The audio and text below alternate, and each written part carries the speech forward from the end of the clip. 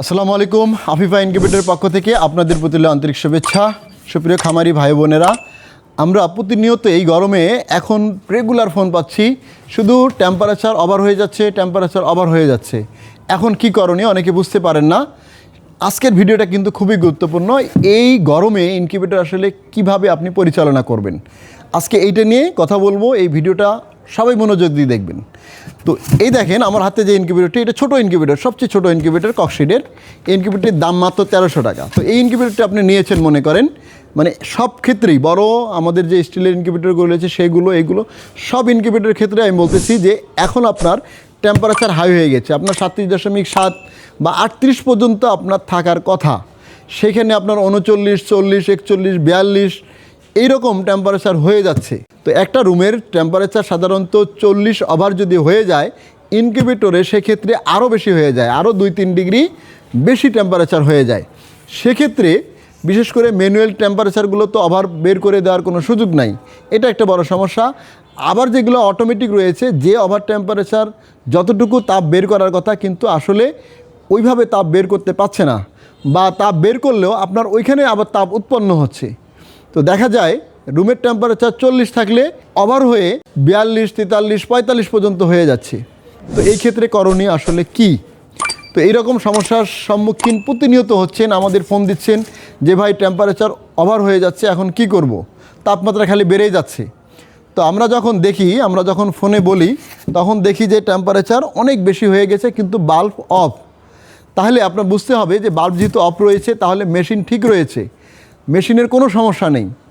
কারণ হচ্ছে মেশিন আপনি 37.7 বা 38 বা 38.2 সেট করে দিয়েছেন, ওর যে মেজারমেন্ট রয়েছে বা যে কাঙ্ক্ষিত আপনার তাপমাত্রা হওয়ার কথা সেটা কিন্তু সে ক্লোজ করে দিয়েছে ওই পর্যন্ত যাওয়ার পরে। তো ও কিন্তু ঠিক আছে। তো আপনার রুমের যদি তাপমাত্রা যদি 40 হয়ে যায় তাহলে সে ইনকিউবেটর কী করবে? তার কিন্তু করার কিচ্ছুই থাকে না। তো সেক্ষেত্রে হচ্ছে আপনার আমার করণীয় কি? তখন করতে হবে কি, দ্রুত যদি তাপমাত্রা 39-এর ওভার হয়ে যায়, কখনও 38-এর উপরে বা 39 ওভার হয়ে যায়, তাহলে অবশ্যই দেখা মাত্রই আপনি প্রথম ঢাকনাটা খুলে দিবেন, গরমটা যেন বের হয়ে যেতে পারে। যদি সেখানে বাতাস ফ্যানের ব্যবস্থা থাকে তাহলে ফ্যান দিয়ে দ্রুত ইনকিউবেটরটি ঠান্ডা করে ফেলবেন। ঘরে যদি দরজা জানলা বন্ধ থাকে সেগুলো অবশ্যই খুলে দিবেন এবং দ্রুত রুমের যে টেম্পারেচারটা রয়েছে সেই টেম্পারেচার আপনার কমানোর চেষ্টা করতে হবে। এটা যদি আপনি করতে না পারেন তাহলে আপনার ডিমগুলো সমস্ত নষ্ট হয়ে যাবে, বাচ্চা মারা যাবে, ভ্রূণ নষ্ট হবে, আপনার ডিমের মধ্যে ভ্রূণ আসবে না, প্রথমেই মারা যাবে।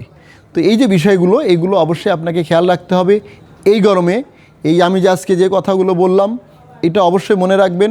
বিশেষ করে এই ছোটো ইনকিউবেটরগুলো যদি হয়, ঢাকনা দরকার হলে একটু খুলে দিয়ে রাখবেন, বড় ইনকিউবেটরের দরজা একটু খুলে দিয়ে রাখবেন যদি অতিরিক্ত গরম হয়ে যায়।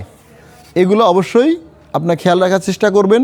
মেশিন কিন্তু বন্ধ হবে না, মেশিন চলবে, কারণ ফ্যান হচ্ছে সার্কুলেশন দিতে থাকবে। ফ্যানে যদি সার্কুলেশন বাতাসটা না দেয়, বাতাসটা বের হবে না। তাহলে আপনি ঢাকনাটা একটু খুলে দিয়ে রাখলে বাতি যখন তাপমাত্রা বেশি হয়ে যাবে তখন এই ফ্যানটা হচ্ছে বাতাসটা, গরম বাতাসটা বের করে বাইরে দিয়ে দেবে, তাহলে দ্রুত ঠান্ডা হয়ে যাবে।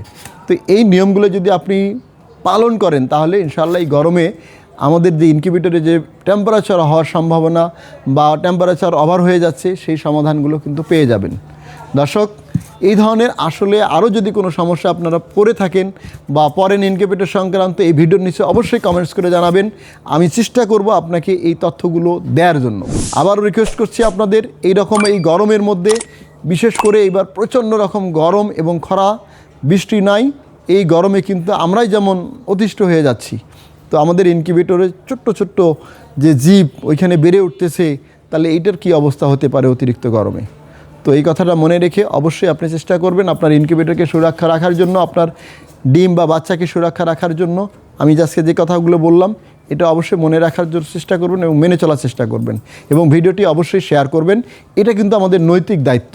আমি যদি লসের সম্মুখীন হই, আমার আরেক ভাইও তো হইতে পারে, তাহলে এই ভিডিওটা অবশ্যই শেয়ার করবেন যাতে তারাও জানতে পারে। সবাই ভালো থাকবেন, সুস্থ থাকবেন। আল্লাহ হাফেজ।